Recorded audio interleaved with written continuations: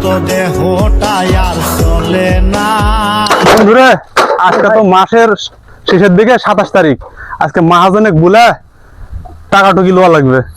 বাড়ির চাউল নাই, ডাল নাই, কিছু নাই, কোনো তয় তরকারি নাই, টাকা লোয়াই লাগবে।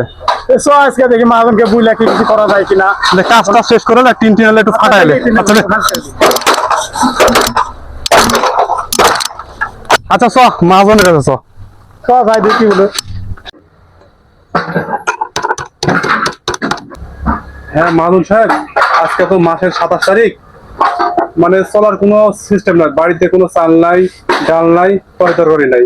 একটু অগ্রিম টাকা দিলে আমাদের খুব সুবিধা হয়, খুব ভালো হয়। হ্যাঁ ভাই, আমারও একই পরিস্থিতি, বাড়িতে অবস্থা খুবই খারাপ, অগ্রিম টাকাটা দিলে ভালোই হয়, যদি দয়া করে দিন। আচ্ছা তোরা কি শুরু করছো? আমার তো মানুষ, আমারও তো একটা বিবেক আছে, কিন্তু তুই বোঝার চেষ্টা করা লাগবে তুই যে মাসের 5 তারিখে বেতন পাস, বাড়ির যদি চাল নাই ডাল নাই করিস প্রত্যেক দিন, তাহলে তো ধর আমার দোকান ব্যবসা তো ধর লাগে উঠবে। ভাই গরিবের উপর একটু দয়া করেন ভাই, একটু দেন দেন, দিলে আমার ফ্যামিলিটা আছে। আকুতি মিনতি করার তো দরকার নাই, মাসের 5 তারিখ আসবে টাকার এবার যাবো, আর তোর বাড়ির চাল আছে কিনা ডাল আছে কিনা এটা কি আমি বুঝবো? এটা বুঝার সময় নাই, ব্যবসা তুই দেখতে গেলে আমার তো লাটে উঠবে।